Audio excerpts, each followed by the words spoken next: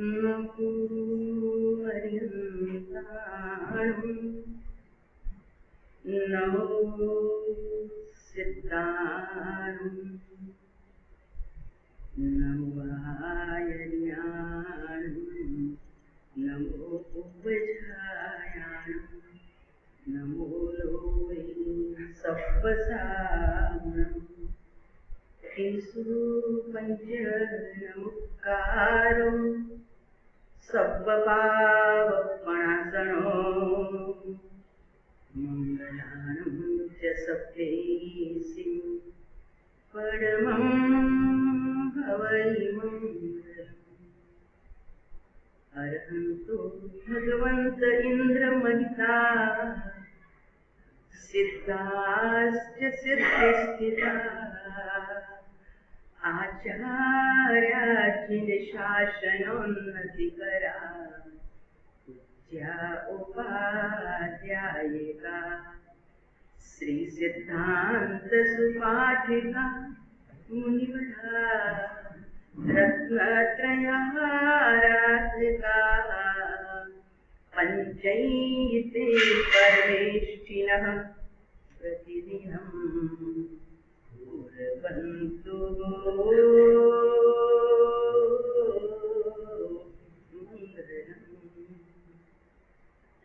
ॐ हरिबन्धु संयुक्तं नित्यं ध्यायन्ति योगिनः कामदं मोक्षदं चैव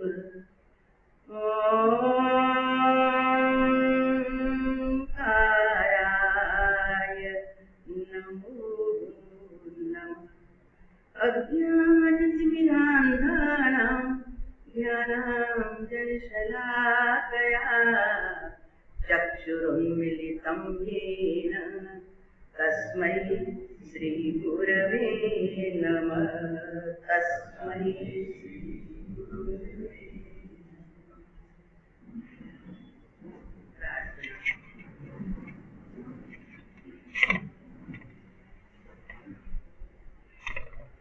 मेरी रसना से प्रभु तेरा नाम निकले मेरी रसना से प्रभु तेरा नाम निकले हर घड़ी हर पल सुबह शाम निकले घड़ी हर पल सुबह शाम मेरे नैनों में आकर समाओ प्रभु मेरे नैनों में आकर समाओ प्रभु मेरे दिल की आग बुझाओ प्रभु मेरे दिल की आग बुझाओ प्रभु मेरे रोम रोम बीचों तेरा नाम निकले मेरा रोम रोम बीचों तेरा नाम निकले हर घड़ी हर पल सुबह शाम निकले हर घड़ी हर पल सुबह शाम निकले अपने भक्तों के तुम ही सहारे प्रभु अपने भक्तों के तुम ही सहारे प्रभु दीन दुखियों के तुम रखवाले प्रभु दीन दुखियों के तुम रखवाले प्रभु आदिनाथ पार्श्वनाथ नेमिनाथ निकले आदिनाथ पार्श्वनाथ नेमिनाथ निकले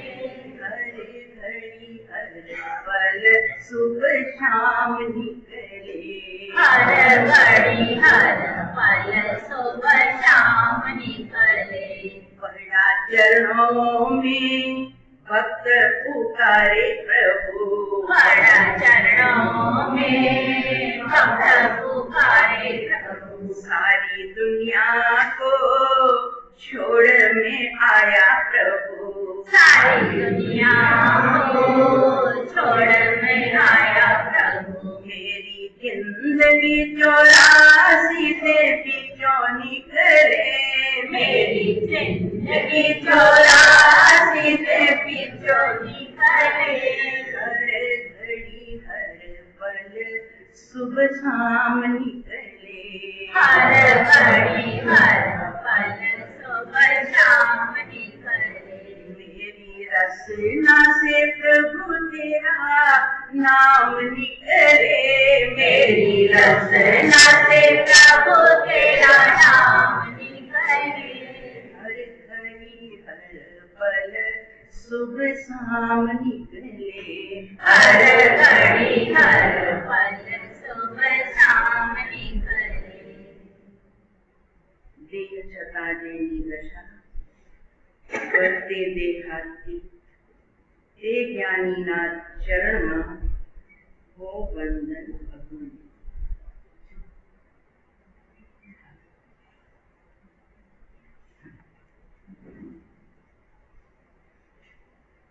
जिन सुमरो जिन चिंतवहु, जिय जाय वो सुमरण, सो जानंत परम पौ लपई एक खणेण।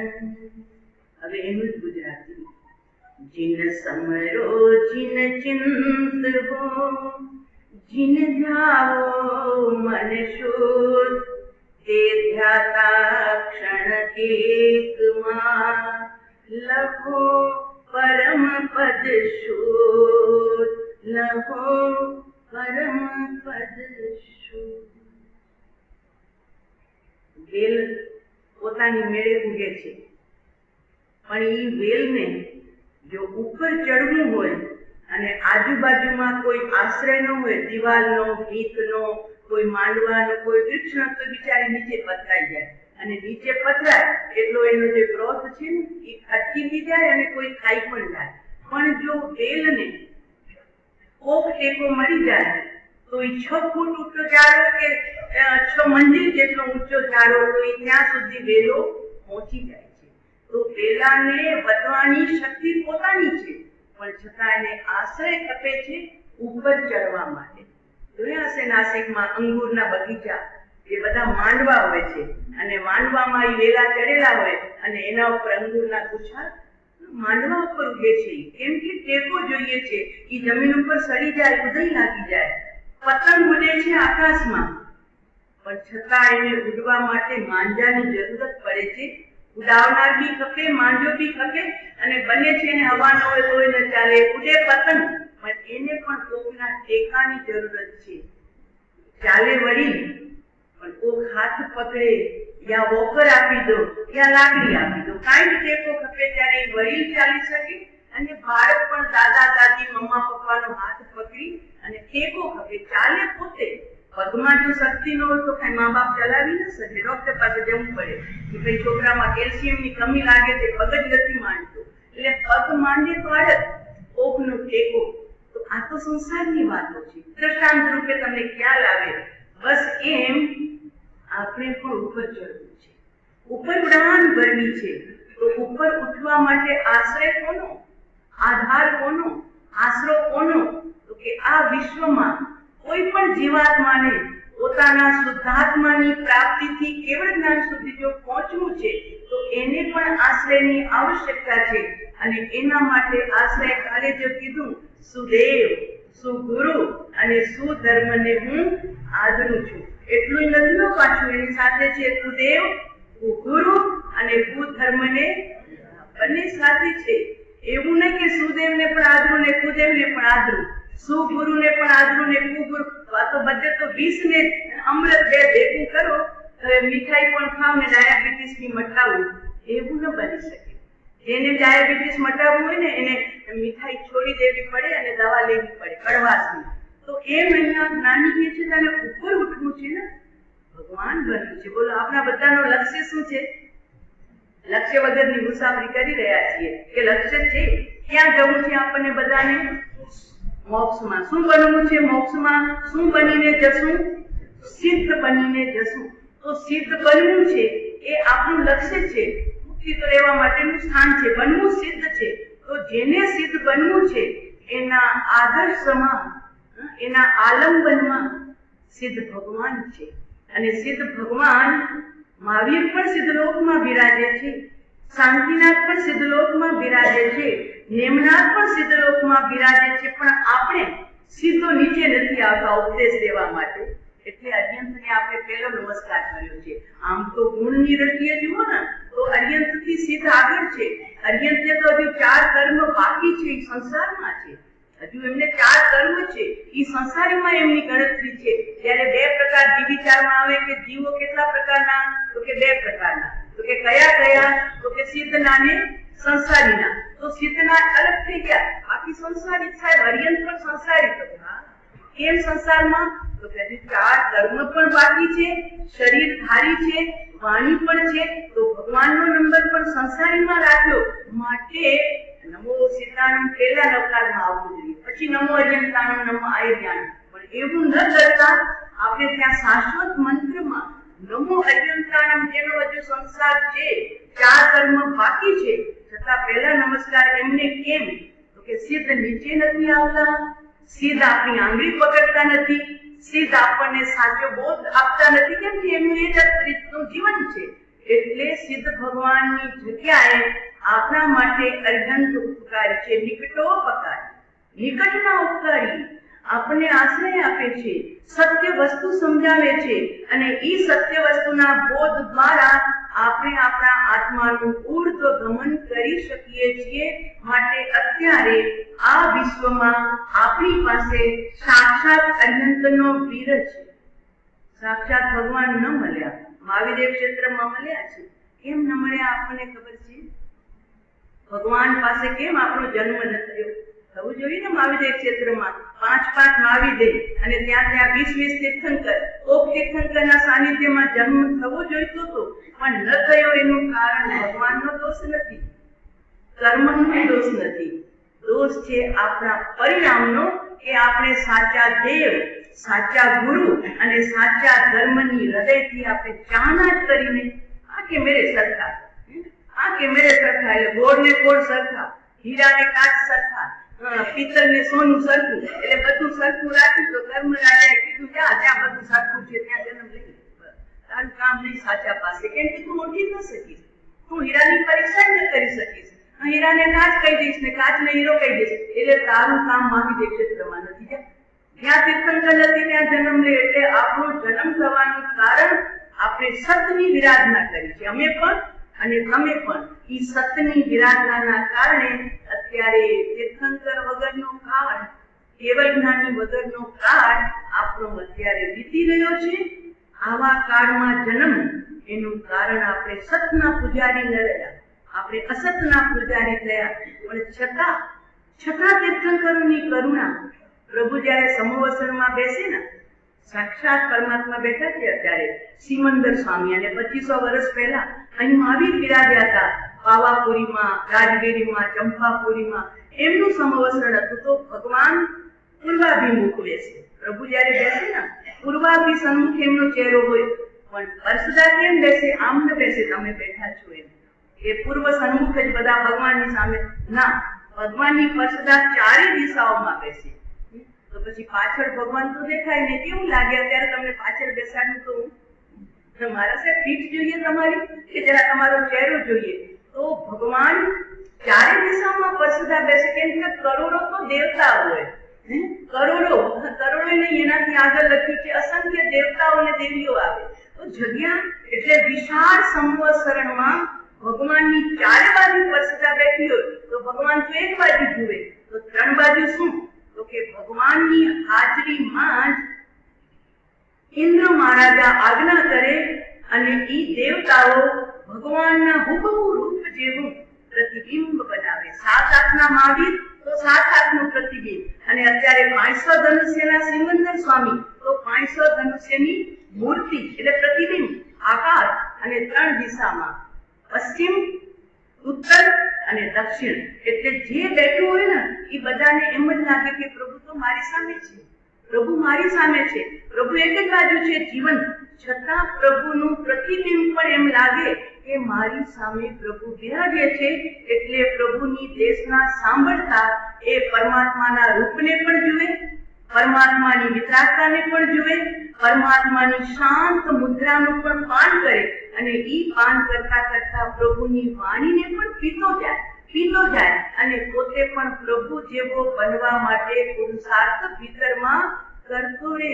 એટલે આપણને સાક્ષાત તીર્થંકર નથી મળ્યા, પણ આપણા પૂર્વાચાર્યોએ આપણા માટે જીન પ્રતિમા અને જીન આગમ બે સાધન રાખ્યા છે. એ આ સાધન આપ્યા છે કે જો તને ઉત્થાન કરવું છે, ઉપર ઉઠવું છે, તો તારા માટે તારે નાસીપાસ થવાની જરૂર નથી, હતાશ ને નિરાશ થવાની જરૂર નથી. જીન પ્રતિમા જીન સારીથી બાકી સૂત્ર મજા. જ્યારે તીર્થંકર સાક્ષાત નથી ત્યારે એની પ્રતિમા પણ તને ભગવાન, આપણે ત્યાં તો દ્રષ્ટાંત પ્રસિદ્ધ છે દ્રોણાચાર્ય અને એકલવ્યનો. એને દ્રોણાચાર્યજી ના પાડી દીધી, હું તો રાજકુમારને ભણાવું, ભીલોને થોડું ભણાવું, હું તો રાજકુલનો ગુરુ છું, માટે હું પાંડવોને ભણાવું, કૌરવોને વિદ્યા શીખવાનું, શસ્ત્ર અસ્ત્ર વિદ્યા તારું કામ નહીં આપું. તું તો અછૂત કુલનો છે અને ન ભણાવું. એકલવ્ય નિરાશ ન થયા, જરી નાસીપાસ ન થયા. જોઈ લીધી એમની મૂર્તિને, કેવું એમનું ચહેરું છે, સાક્ષાત એમની પ્રતિબિંબ જોઈ લીધું અને ગયો પોતાની જગ્યાએ. મજાની માટીમાંથી એને ખૂબ દ્રોણાચાર્યજીની પ્રતિમા બનાવી લીધી અને પોતાની કુટિયામાં રાખી દીધી, ઝોપડીની અંદરમાં. અને એની સામે બેસી અને આજ્ઞા લઈને કહેતો તો, ગુરુદેવ હવે હું બાણ ચલાવું છું, હવે હું નિશાન સાધું છું, આપ મને સહાય કરજો. અને આપણને બધાને ખબર છે, હવે લાંબુ નથી કરવું, કે દ્રોણાચાર્યને ગુરુ તરીકે રાખી પથ્થરની માટીની પ્રતિમાથી એકલવ્ય એટલો બાણાવલી બન્યો કે અર્જુન પણ આંગળા નાખી ગયો કે ગુરુદેવ આ કોણ છે કૂતરાના મોઢામાં બાણ નાખનારો? મોઢું વિંધાયું નથી, લોહી નીકળ્યું નથી અને કૂતરાને ભસતો બંધ કરી નાખ્યો છે. મને ખબર નથી કોણ છે, ચાલો તપાસ કરીએ. અને જ્યાં જંગલમાં ફરતા હતા એકલવ્ય દેખાયો તો કે આ કૂતરાના મોઢામાં બાણ કોણે નાખ્યા છે? ગુરુદેવ કોણે શીખવાડી તને વિદ્યા? તો કે આપ સાહેબે શીખવાડી. અર્જુન આશ્ચર્યચકિત, તમે છુપી છુપી રીતે આને વિદ્યા શીખવાડી લાગે છે.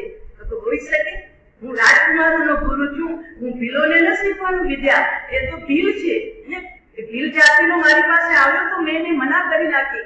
તો પછી આવો ગુરુદેવ, આવો આપે જ મને શીખવાડી છે. અને લઈ ગયો કુટિયા પાસે પોતાની ઝોપડીમાં અને બતાવ્યું, જો આ કોણ બેઠું છે, જુઓ આ દ્રષ્ટાંત જગ જાહેર સત્ય છે. મૂર્તિ, પથ્થરની મૂર્તિ, માટીની મૂર્તિ, શ્રદ્ધા કોની ભાઈ? મૂર્તિ ગમે એની હોય, પથ્થરની હોય કે માર્બલની હોય કે પંચધાતુની હોય કે સોનાની હોય કે હીરાની હોય, મૂર્તિ ગમે તે હોય, તારી શ્રદ્ધા તો જીવંત છે કે મરેલી છે? એકલવ્ય કીધું, ગુરુદેવ આપ છો કે બીજા કોઈ છે?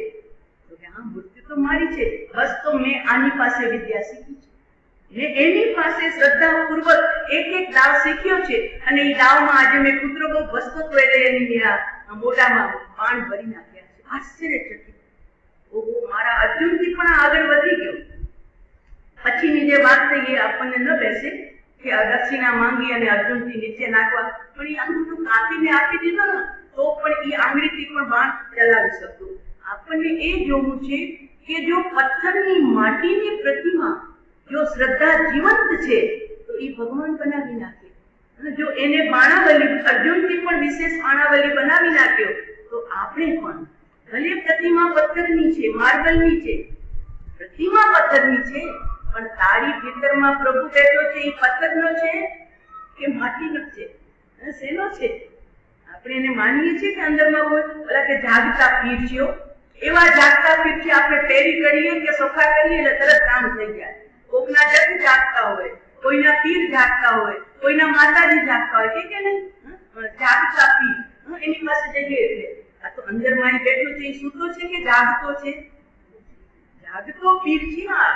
આ જાગતો પીર છે, 24 કલાક જાગે છે, કદી સૂતો જ નથી. તો તારી શ્રદ્ધા પ્રતિમા શેની છે એ જોતું. તારી શ્રદ્ધા જો ઉપર ઉઠવાની છે તો જેમ એકલવ્ય માટે ગુરુ દ્રોણાચાર્યની મૂર્તિ પણ નિમિત્ત બની અને એ બાણાવલી શ્રેષ્ઠ બની ગયો, તો આપણે બાણાવલી બનવું છે, પણ આપણે બાણ બહાર નથી છોડવા, કોકના ઉપર નથી છોડવા. આપણા કષાયો, વિષય, રાગ, દ્વેષ, મોહ, આસક્તિ આદિ 18 પાપ સ્થાનક આપણા માટે છે. એ આપણા શત્રુ છે, આંતરિક શત્રુ. એને વિંધવા છે ને તો એના માટે પ્રભુ બાણાવલી બનવું પડશે. અને ઈ બાણાવલી બનવા માટે પરમાત્મા ચિહ્ન સમરો, પહેલું જ કીધું ચિહ્ન સમરો, પ્રભુનું સ્મરણ. ત્યારે લગ્ન હોય ને દોયત્રા પોતરાના, પત્રિકા લખવા બેસો, એક ને યાદ કરો, એક પણ રહીને જવું જોઈએ. લિસ્ટ પહેલા તો બનાવી નાખો, કોને પત્રિકા આપો. હજુ લખાઈ ગયા પછી પણ પાછા પપ્પા યાદ કરી લો, કઈ રહી નથી થતું ને, એ કોઈ છૂટી ન જાય. કેટલાને યાદ કરો? અને એમાં બેન દૂર હોય કે ના બેન તો મારી ખપે જ, મારા દીકરો પડે છે, બેન વિના થોડું ચાલે, બેન છે તો મારી બેન આવવી જ જોઈએ. કેટલી સુરતથી આવે અને તમે એને ફોર્સ કરો, ટિકિટ કઢાવ, ભલે તું વિદેશ છે તો પણ વિઝા લે અને આવો, દીકરો પહેલો મારો પરણે છે.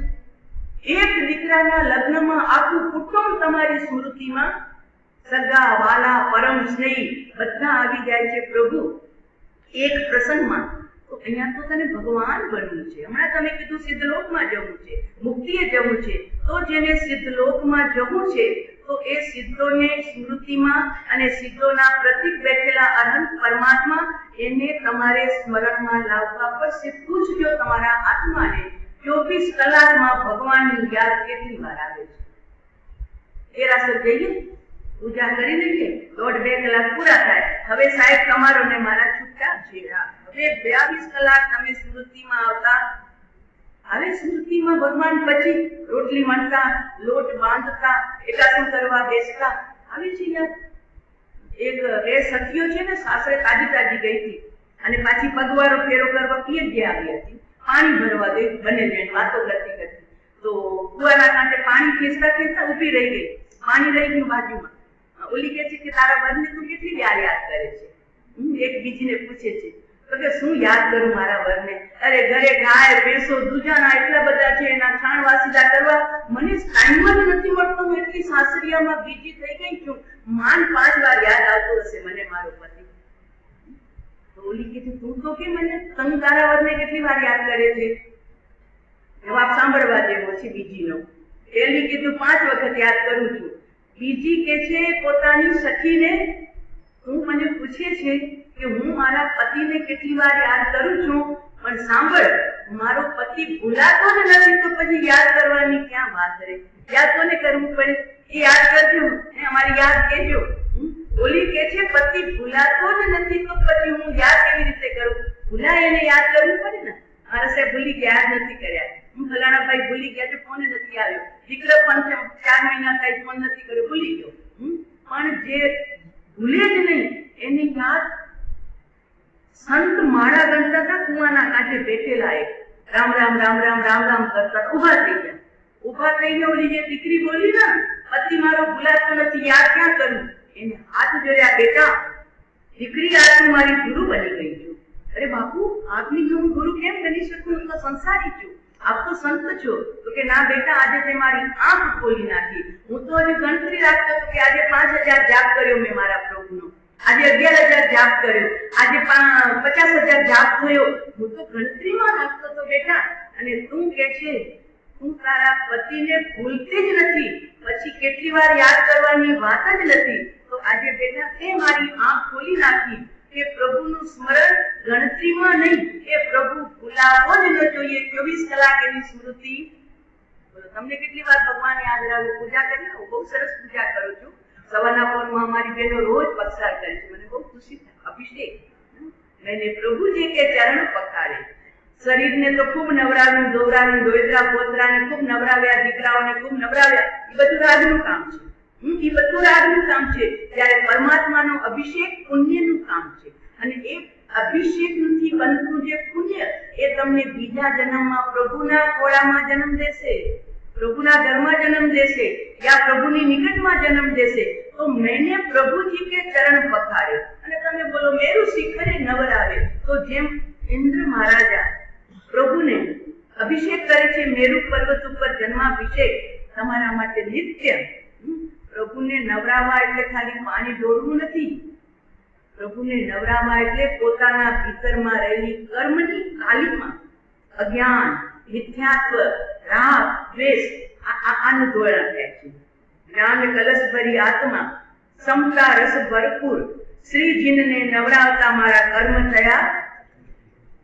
સુંદર શ્લોક બનાવ્યો છે વીર વિજયજી મહારાજ સાહેબે કે શ્રીજીને નવરાવતા એટલે હું પ્રભુને નવરાવું છું અને મારા કર્મ ધોવાતા કરે છે. કયો કલશો ભરીને? તો કે અત્યારે તો જર્મન સિલ્વરનો કલશો છે અને એમાં જલ છે અભિષેકનું. પણ મારે ક્યાં સુધી પહોંચવું છે પ્રભુ આપનો અભિષેક કરતા કરતા? તો કે જેમ ત્યાં હું બોલું છું જ્ઞાન કલશ ભરી આત્મા.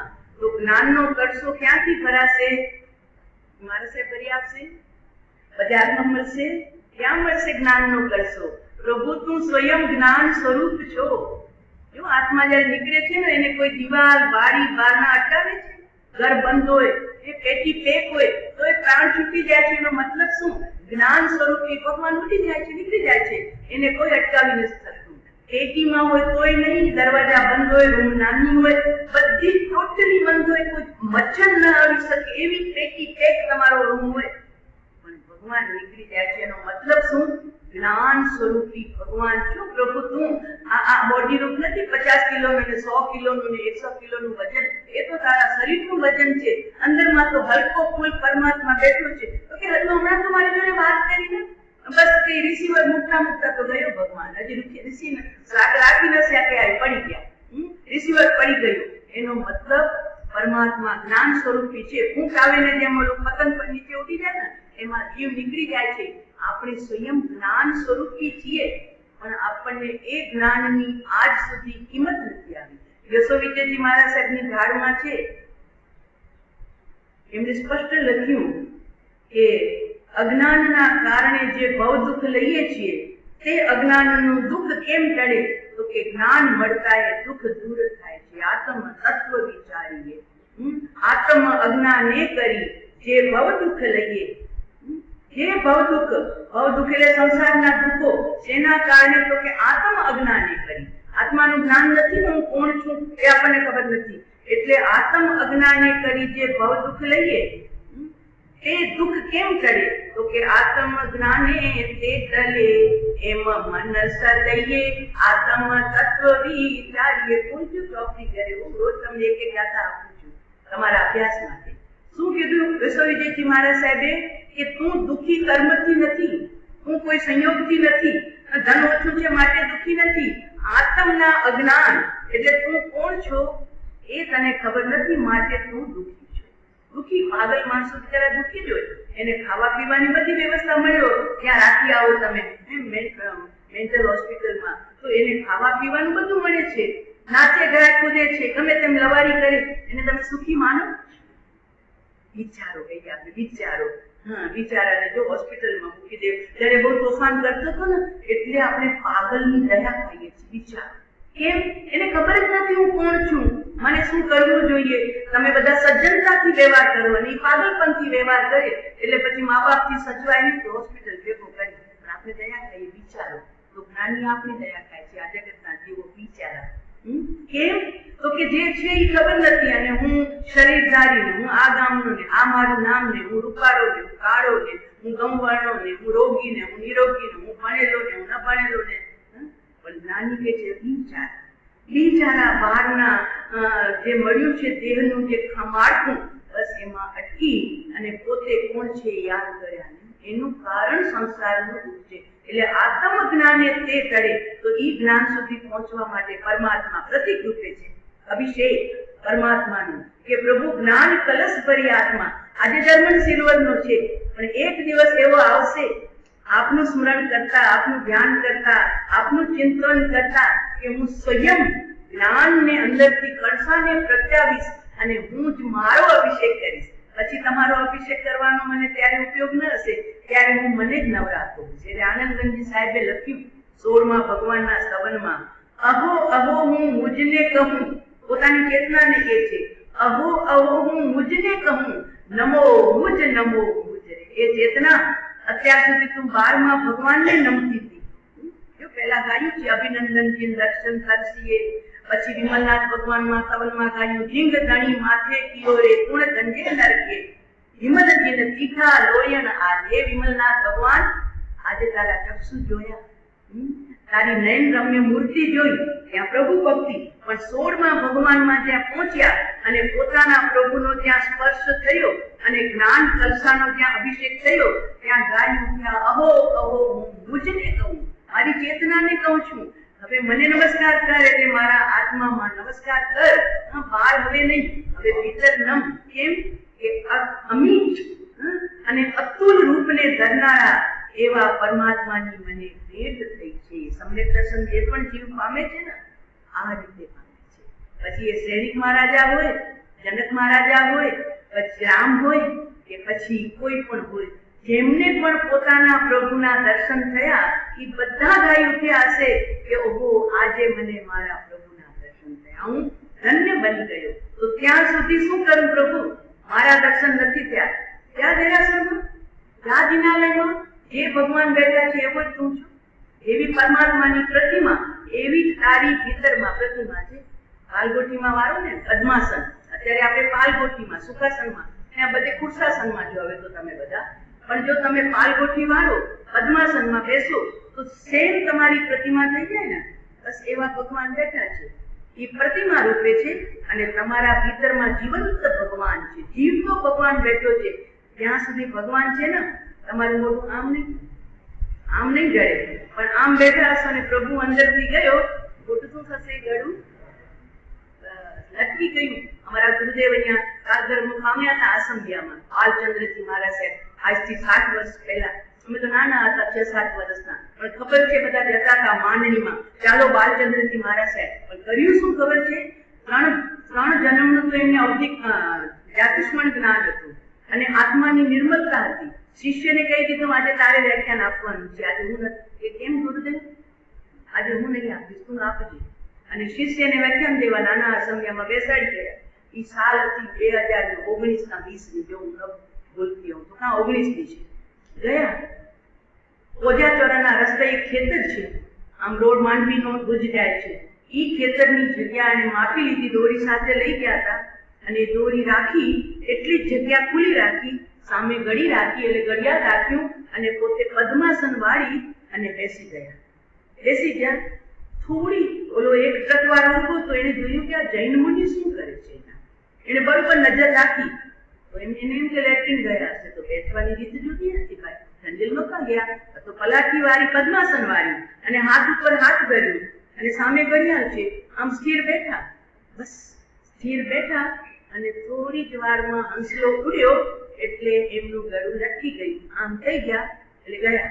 એને લાગ્યું કાંઈ થઈ ગયું, આ મારા સાહેબને કાંઈક થઈ ગયું એટલે તરત જ ગામમાં દોડ્યો અને સાવકોને કીધું તમારા મારા સાહેબ ત્યાં છે ને બેઠા છે, પણ એમનું સૌ લટકી ગયું છે, એટલે એમનું મોઢું લટકી ગયું છે. પહેલા સ્થિર બેઠા હતા, પછી સાવકો બધા આવ્યા, ડોક્ટરને લઈ ગયા, જોયું તો કે કાંઈ નથી. 15 મિનિટ પહેલા એમના પ્રાણે બેઠા. આનું નામ સમાધિ મૃત્યુ. પોતાના પ્રભુની સ્મૃતિમાં કોઈ નવકા સંભળાવો એટલે બીજા શું સંભળાવે, પોતે ઘણું છું અંદરમાં. પોતાના પ્રભુની સ્મૃતિમાં આનું નામ છે કે જ્યાં સુધી ભગવાન છે ને ત્યાં સુધી આપણે ટટાર પણ બેસી શકીએ, સ્થિર પણ બેસી શકીએ, આમ એકદમ હસતું મોટું રાખજો ફોટાવાળા એ રાખી શકીએ, પણ અંદરથી ભગવાન ગયો. હવે હસતા મોઢા કેવા ને સ્થિર શરીર કેવા, બધું ઢળી ગયું. તો કહેવાનું તાત્પર્ય કે પ્રભુ જે બેઠા છે ને જીન મંદિરમાં, બસ એવું જ તું છે. યાદ તો કર 2 મિનિટ માટે કે પ્રભુ આપ જેવા બેઠા છો. અને જુઓ મજાની વાત, ભગવાન બાળક બી હતા. આપણા તીર્થંકર દેવ છે ને બાળક પણ હતા, એ ગેડીદારો બી રમતા હતા. એ સાપની રમતમાં પણ ઓલો સાપ આવ્યો ને રમવા માટે, તો બચપના છે ને. તો આપણા આચાર્ય ભગવંતો નહીં, સ્વયં તીર્થંકર દેવે જ્યારે સમોસણમાં પ્રતિમા રાખવાનો અવસર આવ્યો તો કીધું નહીં કે અમારા બચપણની પ્રતિમા રાખો, એમ કે બચપણનું ચંચલતાનું પ્રતીક છે, એટલે એ નહીં. તો પછી રાજ્યાભિષેક થયો ઋષભદેવ ભગવાનનો, તો રાજ્ય અવસ્થાની પ્રતિમા બેસાડીએ સાહેબ આપની. તો કે રાજ્ય અવસ્થાની પ્રતિમા જોશે ને તો લોકો એમ જ સમજશે કે ભગવાન પાસે આટલો પરિગ્રહ છે તો આપણે પરિગ્રહ ભેગો કરવામાં વાંધો નહીં. આંગી જોઈને ઘણા બિચારા એમ જ કે છે ભગવાન પાસે આટલા દાગીના છે તો આપણે ફેરીએ તો શું વાંધો છે. ભગવાનની એ તો ભાઈ ભક્તો ભક્તિ કરે છે, પણ એમને ખબર નથી કે ભગવાન શરીર ઉપર એક વસ્ત્રનો તાણો પણ નતો રાખ્યો સંયમ સ્વીકારવા ગયા ત્યારે. તો પરિગ્રહનું પ્રતીક છે રાજ્ય અભિષેકની જો પ્રતિમા રાખે તો કે લગ્ન કર્યા હતા એ સુનંદા અને સુમંગલા સાથે, નેમે રાજુલના પરણમાં હાથ પકડવા ગયા તો કે રાજુલને નેમને બેસાડી દીધો તો શું વાંધો હતો? ભગવાન જ છે ને ભાઈ, દર્શન જ કરવા છે ને. નહીં, તીર્થંકર દેવને એ પણ માન્ય નહોતું. કેમ? તો કે બાજુમાં પત્ની એ રાગનું પ્રતીક છે, તો અમને લોકો જોતા ભૂલી જશે, સ્ત્રીને જોયા કરશે કેવા અલા કર્યા છે, મેકઅપ કેવા કર્યા છે અને કેવા દાગીના પહેર્યા છે. એટલે લગ્ન અવસ્થાની પણ પ્રતિમા નહીં, રાગનું પ્રતીક, બચપનનું ચંચલતાનું પ્રતીક, રાજ્યાવસ્થા પરિગ્રહનું પ્રતીક, સ્ત્રી બાજુમાં હોય એ રાગનું પ્રતીક. તો મુનિ બન્યા ભગવાન, બધું છોડીને વરદાન આપીને ભગવાન જંગલમાં મહાવીર મુનિરાજ, નેમનાથ મુનિરાજ તરીકે 54 દિવસ સુધી નેમનાથ રહ્યા. આદિનાથ ભગવાન 1000 વર્ષ સુધી, મહાવીર સ્વામી 12.5 વર્ષ સુધી. તો આપણે એવી પ્રતિમા રાખીએ તો શું વાંધો છે ભગવાનની, મુનિ દશાની? એ પણ મંજૂર નથી. કેમ?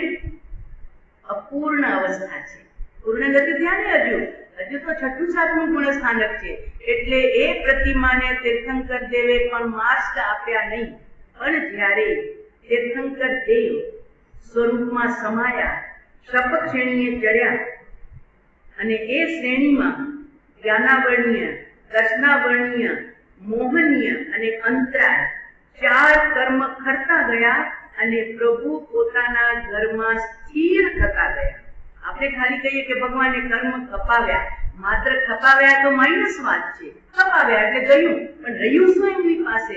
તો કે એમના અંતરમાં અનંત જ્ઞાન, અનંત દર્શન, અનંત ચારિત્ર અને અનંત વીર્ય, જે નિજ ગુણ હતા એ ગુણનો વિસ્ફોટ થઈ અને પ્રભુ અનંત ચતુષ્કે બિરાજમાન થયા. એટલે પ્રભુ આ અનંત અનંત અનંતના ધણી બન્યા, માલિક બન્યા, અનંતપતિ. બારમાં કહેવાય ને, આ લખપતિ છે, આ કરોડપતિ છે, આ અરબપતિ છે, એ બધા પતિ ખોટા. કેટલા લઈ ગયા ધીરુભાઈ અંબાણી અહીંથી? કેટલા લઈ ગયા ભેગા? બાંધી દીધા હશે ને મુકેશે, એટલા લઈ ગયા. હવે મુકેશભાઈ નો 40 માળનો બંગલો હોય કે 4 માળનો હોય અને પછી એ ગમે એટલો વિશાળ હોય, એટલું સાથે લઈને જશે ભાઈ. એ અરબપતિ ને ખરબપતિ ને કરોડપતિ અહીંયા કોઈ કિંમત નથી સાચા માર્ગમાં. એ તો અનંતપતિની વાત છે. અમે તને ખરબપતિ અરબપતિ નહીં, અનંતપતિ. અને એ અનંત જે પ્રગટ છે ને, એ કોઈની પાસે ભિખારી વેરા નહીં કરવા, મને આપો ને, અનંત જ્ઞાન આપો ને, અનંત સંગીત આપો ને. અરે મૂર્ખ, નાની કે છે તારી પાસે છે, તું સ્વયં એનો માલિક છો. બસ ખાલી ચિંગારી લગાવ, અંદરથી બહાર આવશે.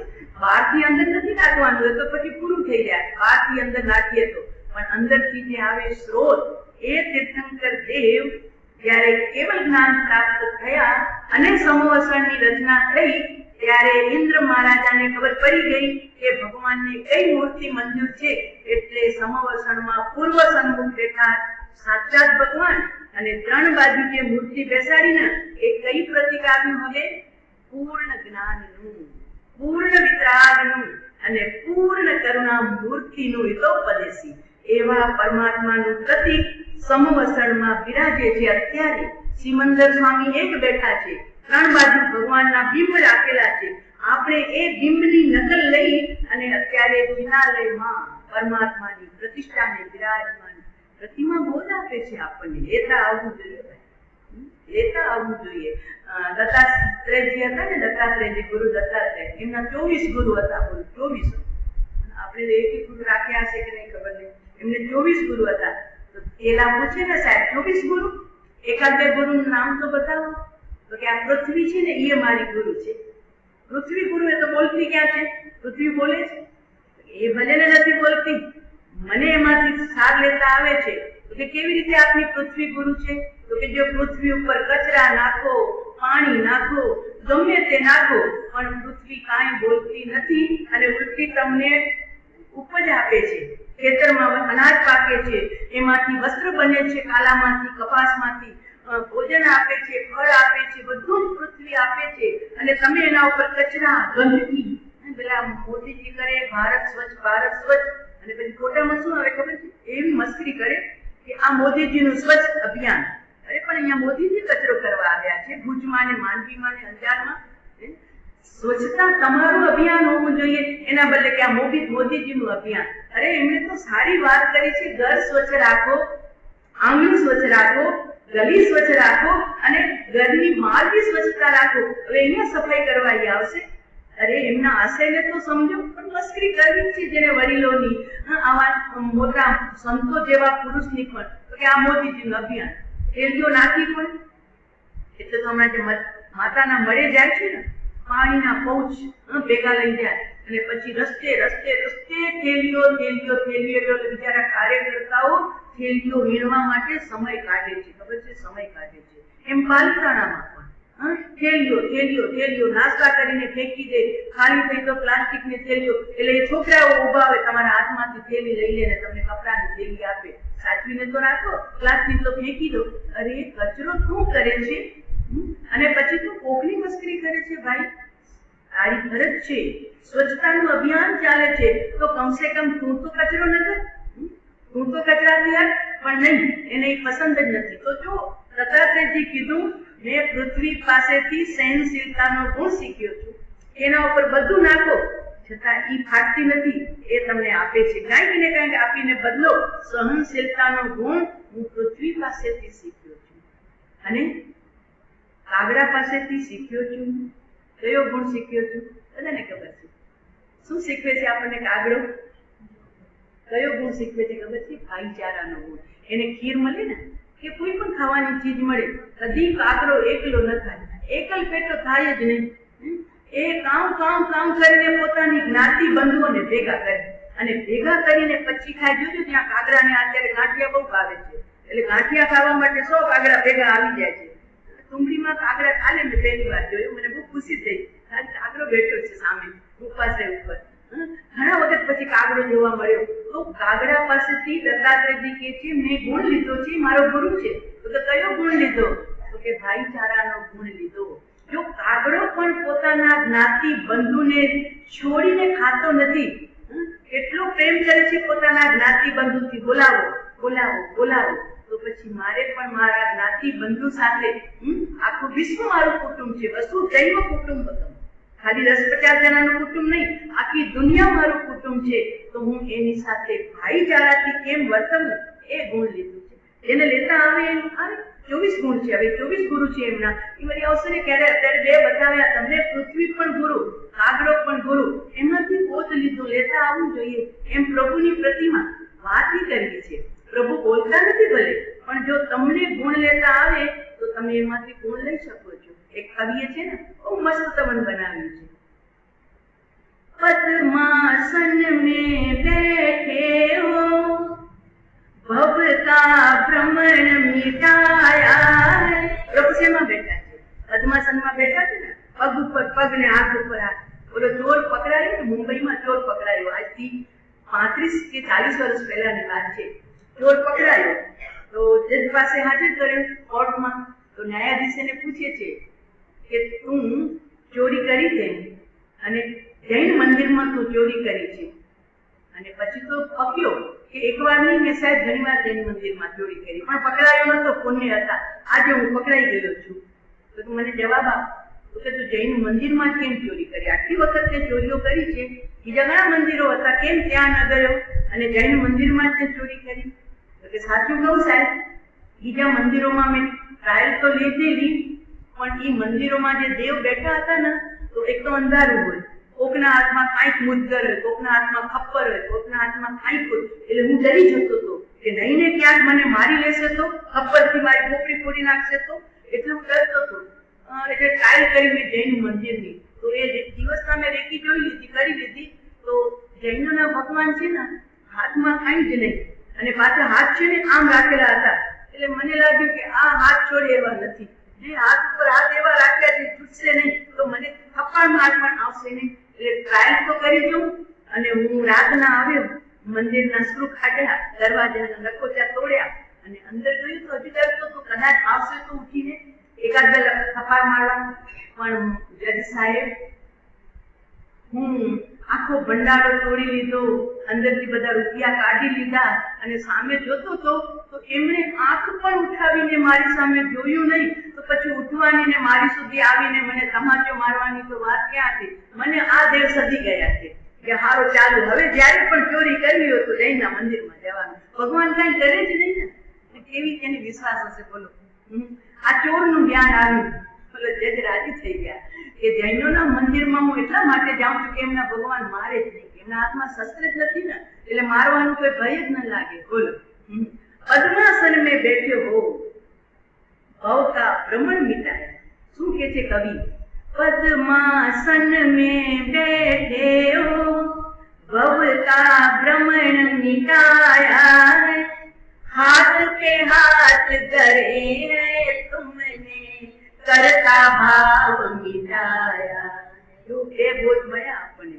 પદ્માસનમાં ભગવાન બેઠા છે, એ આપણને મુખ બોધ આપે છે, બોલતા નથી, પણ અંદરથી જો બોધ લેતા આવે તો ભગવાન એમ કે છે હવે અમને ચાર ગતિમાં ક્યાંય ભટકવું નથી, એટલે અમે પગ ઉપર પગ વાળીને એ શાંતિથી બેસી ગયા છીએ.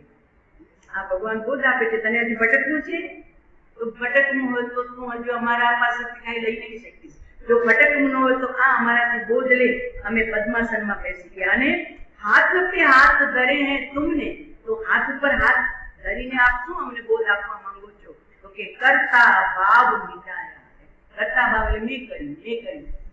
ઓલા નરસિંહભાઈ મહેતા પણ કહે છે કે હું કરું એ જ અજ્ઞાન હતા. સકટનો ભાર જેમ શ્વાન તાણે, એમ આ જીવ સંસારમાં હું કરું. સંસારમાં તો એવું મેં કર્યું, અને ધર્મમાં હોય તો મેં કર્યું. મેં આટલાને છે ને શરાબ છોડાવ્યો, મેં આટલાને છે ને બાધા આપી, એનો પણ અભિમાન.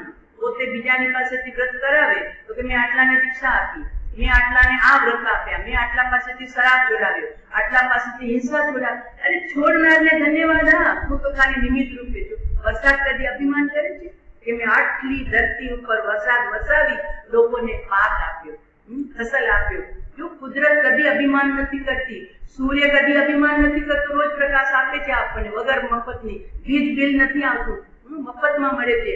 સૂર્યનો પ્રકાશ મફતમાં મળે છે, ચંદ્રનો પ્રકાશ. અને હવા કેવી શીતળ લહેર આવે છે, જ્યારે આવે છે ત્યારે પૈસા લાગે છે હવાના? આના લાગ્યો, સંઘને લાગતા હશે.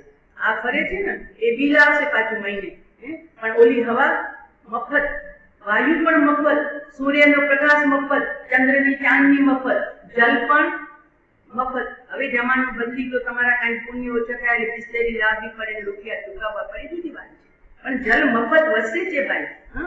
તો આ બધા જીવો કદી એમ નથી કહેતા મેં કર્યું, કે મેં ધરતીને જીવાડી, મેં વૃક્ષોને જીવાડ્યા, મેં વનસ્પતિને જીવાડી, મેં જલ જંતુઓને જીવાડ્યા, નથી કરતા. અને આપણે તો 4 જણાને જરા મદદ કરી હોય ને ગુપ્ત રીતે, તો 2 જણને કહીએ ત્યારે ઓળકાર આવી શાંતિનો. ખાસ ખબર તો પડી 2 જણાને કે મેં આને 5-5 હજારની મદદ કરી હતી. શું પણ આ સામે સૃષ્ટિ ઉપર નજર કર, કેટલું કરે છે છતાં કાંઈ જ બોલતું નથી, કાંઈ જ નહીં. અને એટલે નરસિંહ મહેતા પણ એ જ કીધું હું કરું. અને અહીંયા આપણા ભગવાન પણ એ કહે છે કે હાથ ઉપર હાથ અમે રાખી દીધું ને. દીક્ષા ઘણા લીધી, મહાવીર પાસે 14,000 મુનિ હતા, કેટલાય વ્રત લીધા, કેટલા શ્રાવક બન્યા, પણ ભગવાન અકર્તા ભાવે ઉભા હતા. અકર્તા ભાવે એટલે કે જેમ અહીંયા લાઈટ ચાલુ થાય અને લાઈટની અંદરમાં તમે કાંઈ પણ લખી લો, સારું લખો ખોટું લખો એ તમારા ઉપર, પણ તમે લખી લીધું. હવે એ લાઈટ અભિમાન ન કરે કે આજે મારા પ્રકાશમાં છે ને 15 જણાએ પેપર લખ્યા, 15 જણાએ કવિતા લખી, કરશે એ અભિમાન? બસ એને કહેવાય અકર્તા ભાવે. એમ પરમાત્મા સમવસરણમાં અકર્તા ભાવે બેઠા છે, પ્રત્યક્ષ, અને આપણને પ્રતિમા રૂપે મળ્યા છે. એ પણ એ જ બોધ આપે છે, કર સારું કામ કર, ઘરનામ કર, સમાજનું કર અને તારું કર, પણ એમાં અહંકાર નહીં કરતો, અકર્તા ભાવે ઉભો રહે છે. કંઈક મારું હાજર ત્યાં થવું અને આ કાર્ય થઈ ગયું, બસ એનો યશ મને નહીં, એનું થયું છે એને યશ સોંપી દે. એટલે આપણે ત્યાં દેવગુરુ પસાય, સારું કામ કરીએ, બહુ ધન્યવાદ તમને, પણ આપણે તરત જવાબ આપીએ છીએ નહીં, વડીલોના આશીર્વાદ યા દેવગુરુની કૃપા, બસ મારું આમાં કાંઈ જ નથી. એટલે અકર્તા ભાવ પ્રભુ આપણને બોધ આપે છે. અમે હાથ ઉપર હાથ ધરીને બેઠા છીએ, અમને આ સંસારના કોઈ કાર્ય કરવા નથી. ભગવાન કાંઈ નથી કરવા જતા, માત્ર વાણી આવે છે, પૂર્વે બાંધ્યું હતું સવિજીવ શાસન કરું શાસન રસી.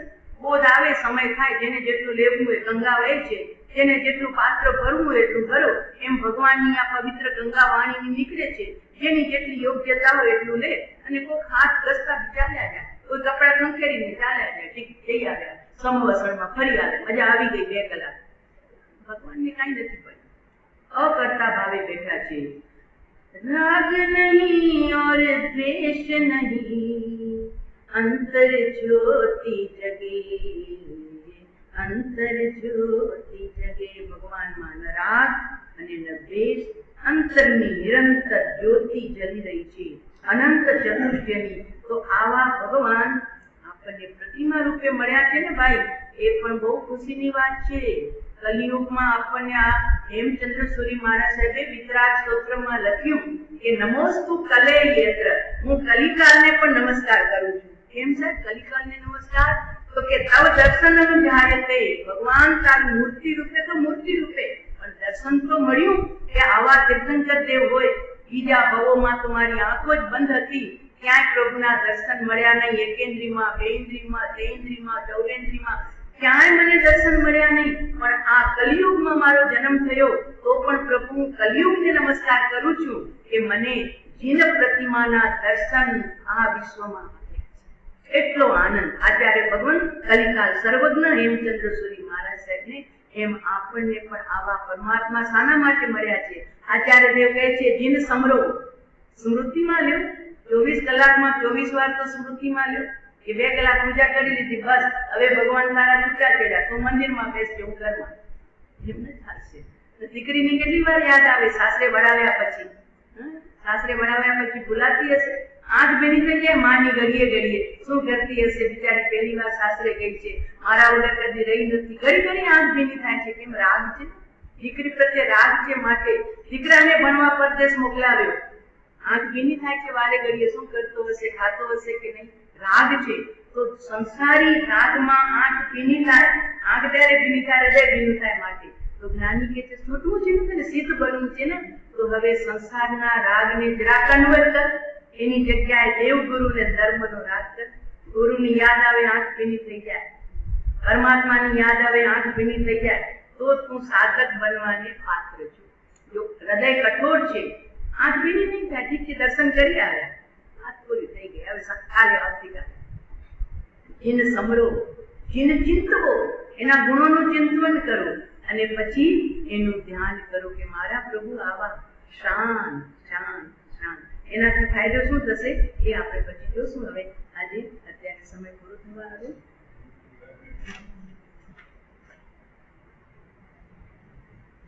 સંપ્રતિ મહારાજાના જીવન ચરિત્રમાં એમની પરંપરા ચાલી રહી છે. અશોક ખ્યાલ પ્રપંચ પહેલા બી ચાલતા હતા અને આ 2300 વર્ષની વાત છે. મહાવીરના 211 વર્ષ પછી આ ઘટના ઘટી છે. મહાવીર સ્વામી મોક્ષે ગયા પછી તો ત્યારે પણ છલ પ્રપંચ, અત્યારે પણ છલ પ્રપંચ. મહાભારતમાં કેટલા છલ પ્રપંચ છે. દુર્યોધને 5 પાંડવોને બાળી નાખવા માટે આખું લાક્ષાગ્રહ બનાવ્યું હતું અને પછી રવાના કર્યા રાત રોકાવા માટે.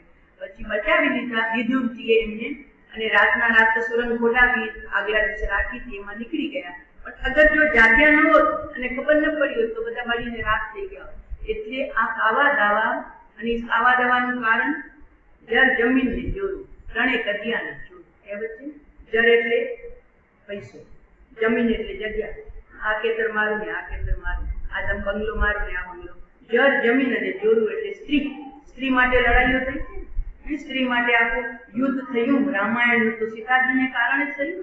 તો જળ, જમીન અને જોરું, આ ત્રણ કજિયાના જોરું, આ ત્રણના કારણે ઝઘડા તે પરંપરાથી ચાલે છે તો હજુ સુધી ચાલ્યા જ કરે છે. હવે કોણ શાંતિમાં જીવી શકશે? તો કે છોડી દેશે, એ જીવી શકશે. જવા દો ને. આપણે નથી જમીન સાથે લાવ્યા, નથી પૈસો હાથમાં મુઠ્ઠીમાં લાવ્યા હતા, લઈ ગયો તો લઈ ગયો ભાઈ, સગો લઈ ગયો કે વાલો લઈ ગયો કે પડોશી, ઠીક છે મારે ઝઘડો નથી કરવો, કાંઈ નહીં ભલે લઈ લીધું છે. એવા લોકો છે, એવા છે. અમારે એક ઓળખીતા છે, બધું લઈ લીધું ભાઈએ, કાંઈ ન આપ્યું, પહેરે કપડે બહાર કાઢી નાખ્યા મોટા ભાઈને. કમાવ્યું તો મોટા ભાઈએ, પણ નાના ભાઈ જરા એવો પાક્યો, નીકળી ગયા, કાંઈ વાંધો નહીં, અમારા નસીબમાં હશે, અમે કમાવી લઈશું, ભલે ભલે નાનો ભાઈ ભોગવે. કોઈ ઝઘડો નહીં, કોઈ કોર્ટ કચેરી નહીં, કોઈ મા બાપને ઠપકો નહીં, બેઠા રહે. પુણ્ય હતું તો ફરી પાછો ધંધો જામ્યો, કમાવી લીધા, વેલ સેટ. આવા બી જીવો હોય છે. 100%માં 10% આવા જીવો છે ને. માટે હજી સૂર્ય તપે છે, વરસાદ આવે છે, પણ 90% તો આવું ને આવું ચાલે છે. એટલે જો અહીંયા પર એક ચાલ્યું, પોતાના દીકરાને રાજ્ય ગદ્દી આપવા માટે શક્યના દીકરાને આંધો બનાવે. કારણ કે એક ઇન્દ્રિય ઓછી થઈ જાય, રાજા બનવાને લાયક નથી, એમ આચાર્ય બનવાને પણ લાયક નથી. એટલા માટે ધર્મમાં પણ બધી ઇન્દ્રિયો સાબુત જોઈએ. એમ અહીંયા રાજા જેને બનાવવો છે ને એની બધી ઇન્દ્રિયો સબૂત જોઈએ. એમાં પેલી આંખ જ ગઈ, બસ વાત પૂરી થઈ ગઈ. રાજા બનવા માટે એને નાલાયક બનાવી નાખ્યો. લાયકાત એની ખેંચી લીધી કે હવે આ રાજા ન બની શકે. પણ જ્યારે આ સમાચાર મળ્યા, હતપ્રભ થઈ ગયો અશોક, અરે મારો પાટવી કુંવર અને અંધાપો. એટલો બધો અંદરથી એ ક્લિષ્ટ થઈ ગયો, એટલો બધો એને અંદરમાં ક્રોધ આવ્યો. હવે ઈ ક્રોધ લોકો ઉપર ઉતારવા લાગ્યો. ક્રોધનો જ્યારે હુમલો આવે ને ત્યારે પછી એને સકંજામાં લેવો બહુ કઠણ હોય છે. હવે આ તરફ એને એવો નરકાગાર એટલે જેલખાનું બનાવ્યું, બહારથી સુશોભિત. લોકોને મન થાય કે જોઈ આવીએ. લોકો જાય છે જામનગરનું સ્મશાન જોવા બી જાય છે, રાજકોટનું સ્મશાન પણ લોકો જોવા જાય. ત્યાં બી સ્લોગન સુંદર લખેલા છે કે સ્મશાન જોયું રાજનગરનું, રાજકોટનું કે જામનગરનું, બોધ મળે ને ત્યાં એટલા માટે. તો અહીંયા જેલઘર એવું બનાવ્યું કે લોકો બિચારા જોવા આવે કે જોઈએ તો ખરા શું છે, પણ અંદર ગયા પછી બહાર આવી જ ન શકે. એવી યાતના પૂર્વક ભજીયાની જેમ કરી નાખે એવી અંદરમાં ભઠ્ઠીઓ રાખી હતી. હવે એમાં કોકને દયા આવી. એવા એક બૌદ્ધ ભિક્ષુ જેનું નામ છે બાલ પંડિત આવ્યા. કુતૂહલતાથી આવ્યા કે અંદરમાં કરુણાથી આવ્યા અને જેલના દરવાજે ઉભા રહ્યા. વધ હતો ને ત્યાં, કારણ કે રાજા જે મારતો હતો ને એ રાજાને અમાત્યાએ સમજાવી કે રાજન આપના હાથે તલવાર ન ચાલે. હવે આપ તો રાજન છો, શાના માટે ઘાત કરો છો બધાના માટે? આપના હાથે તલવાર તો યુદ્ધમાં શોભે, નિર્દોષોને મારવા માટે નહીં અને સામાન્ય સજા માટે નહીં. આપ છોડી દો. રાજાને સમજાવ્યું પ્રધાન હોય એટલે અશોક સમજી ગયો. એટલે વધ કરવા માટે એણે એક મારાને રાખ્યો. એનું નામ હતું ચંદ્રગીરી. હવે ઈ ચંદ્રગીરી કૂકો હતો અને આ બૌદ્ધ ભિક્ષુ આવ્યા તો મારે અંદર આવવું છે. અજાણે મુસાફર હતો અને અત્યાચારનો ભોગ બનાવવા માટે ચંદ્રગીરીને તો આનંદ આવતો હતો કે આવો આવો અંદર આવો. અને વધ ઘાતકીને અંદર લઈ ગયો. અંદર લઈ ગયો કીધું હવે તમારે આ ભજીયા બનવું પડશે, જેવા તેલ ગરમ છે એમાં. તો કે મને 7 દિવસનો સમય આપો. 7 દિવસ પછી મને ભજીયું કરજે ભલે, પણ 7 દિવસ મને મારા ભગવાનની પ્રાર્થના કરવા માટે મને સમય આપ. હવે એને એમ થયું કે 7મા દિવસે તો મારે તળવું જ છે ને. હવે માંગે છે ને ભિક્ષુ છે, સાધુ છે, તો ભલે એને રજા આપી કે જા કરી લે ભલે, પ્રભુ પ્રાર્થના પણ બહાર નહીં જઈ શકે. હવે જેલમાં બંધમાં તો કે ભલે મંજૂર છે. અને એ બૌદ્ધ ભિક્ષુ 7 દિવસ માટે પ્રભુ પ્રાર્થનામાં લાગી ગયા જેલમાં. 7મો દિવસ પૂરો થયો એટલે ઓલો આવ્યો ચંદગીરી, ચાલો તમારા 7 દિવસની મહેનત પૂરી થઈ ગઈ છે, આજે તમારે ભજીયું બનવાનું છે. હા બનાવ ને, હું ક્યાં ના પાડું છું. એટલે ઉપાડી અને ગરમ ગરમ ભઠ્ઠી ચાલુ હતી, એના ઉપર તપેલા કડાયા અને કડાઈમાં ધગધગતું તેલ અને એ તેલની અંદરમાં બૌદ્ધ ભિક્ષુને ઉપાડીને નાખ્યો. પણ આશ્ચર્ય કે જ્યાં બૌદ્ધ ભિક્ષુ કડાઈમાં પડ્યા એની સાથે એક ચમત્કારિક બનાવ બન્યો કે ગરમા ગરમ ઉકળતું તેલ એકદમ ઠંડુ પાણી જેવું આઈસ થઈ ગયું. અરે આ શું? ભાવના ચંદન છે ને, ગમે એવું ગરમ હોય ભાવના ચંદન, એ ભાવના ચંદનનું તેલ એક ટીપું નાખો તો તમારી આખી ભઠ્ઠી તેલ ઉકળતું હોય ને શાંત થઈ જાય. ભાવના ચંદન. અને એ ભાવના ચંદનના તેલના એક ટીપાને નદીમાં નાખો તો 2 રસ્તા થઈ જાય, વચ્ચેથી તમને જગા મળી જાય. એવો એનો પ્રભાવ છે. ભાવના ચંદન એટલે એકદમ શીતળ ચંદન. એટલે ઉપમા આપી છે. ઉપાધ્યાય કેવા હોય તો કે ભાવના ચંદન સમશીત વેણ. તો આ શીતળતા ઠંડુ થઈ ગયું. ઓલો ભિક્ષુ કડાઈની અંદરમાં એક કમળ થઈ ગયું અને કમળ ઉપર પોતે બેસી ગયા. એ માં સીતા જ્યારે અગ્નિમાં જંપાપાત કર્યો પરીક્ષા લેવા માટે, અગ્નિમાં જેવો જંપાપાત કર્યો એવી અગ્નિ ઠંડુ જલ થઈ ગઈ અને વચ્ચે એક સુંદર મજાનું કમલરૂપ સિંહાસન અને એના ઉપર માં સીતા બિરાજમાન થઈ ગઈ. પછી પાણી વધ્યું. અયોધ્યાના લોકોની પરીક્ષા, માતાજી બચાવો બચાવો બચાવો, પાણી અયોધ્યાને ડૂબાડી દેશે. તમે અન્યાય કર્યો ને હવે ભોગવો. પણ મા સતી કરુણા મૂર્તિ, એને ક્યાં કોઈને કષ્ટ આપવું હતું. એટલે તરત જ પાણીને આજ્ઞા કરી આવી જાઓ, પાછા આવી જાઓ, અયોધ્યા બાજુ નથી જવાનું. અને મા સતીના પુણ્યોદય એ આજ્ઞા સ્વીકારીને પાણી જે ઉછળતા બહાર જતા હતા ને પાછા સમાઈ ગયા. અને મા સતીજી આમ કમલ ઉપર લવકુશ પહોંચી ગયા પોતાની માતાની બાજુમાં તરતા તરતા. બે બાજુ બે સંતાન અને વચ્ચે માતા સીતા આમ શોભતા હતા માનવ સરસ્વતી બેઠા વચમાં અને આ બાજુ કાર્તિક અને ગણેશ બેઠા હોય ને એવા મા સતીજીને રામાયણમાં ઉપમા આપી કે મા સતી કેવા લાગતા. પુણ્ય પ્રતાપ, પાણી જલ થઈ ગયું, અગ્નિ જલ થઈ ગયું, એમ અહીંયા પુણ્યનો પ્રતાપ હતો. કડાઈની અંદરમાં કમલ ઉપર બેઠેલા જોવામાં આવ્યા. ચારે બાજુ અગ્નિની જ્વાળા અને વચ્ચે કડાઈ ઠંડી અને કમલ ઉપર ભિક્ષુ બેઠા હતા. હવે એ ભિક્ષુને એક પણ જ્વાળા સ્પર્શ ન કરતી હતી. એટલે એનો મારનારો હતો ને ચંદ્રગીરી આશ્ચર્યચકિત થયો, ભાગ્યો ત્યાંથી અને જઈને મહારાજા અશોકને કીધું, રાજન કોક એવો ભિક્ષુક આવ્યો છે, એને મેં કડાઈમાં નાખ્યો તો એ તો બચી તો ગયો પણ કડાઈ ઠંડી કરી નાખી છે. એટલે મહારાજા પણ આશ્ચર્ય જોવા માટે ત્યાં આવ્યા.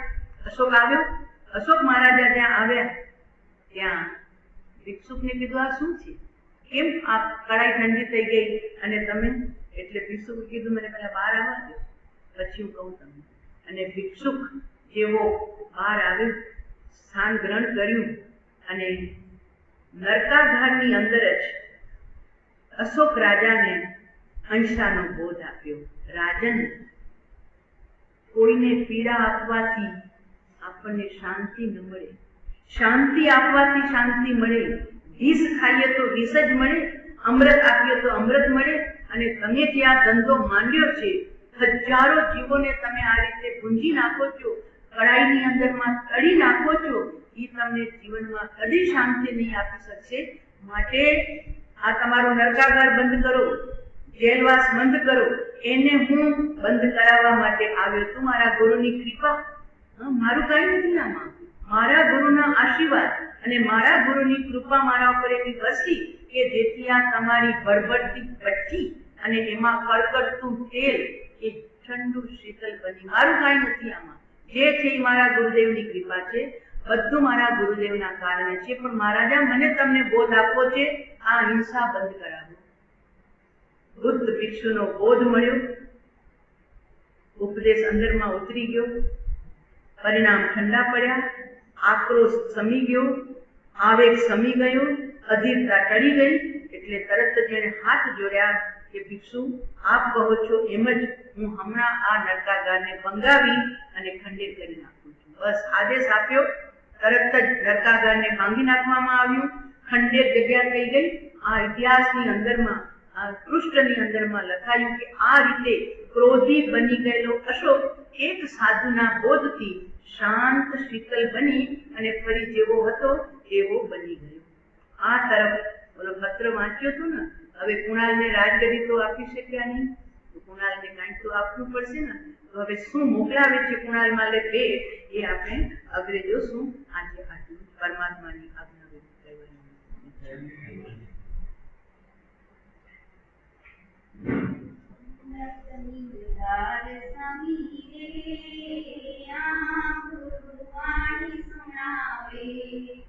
ધન્ય ઘડી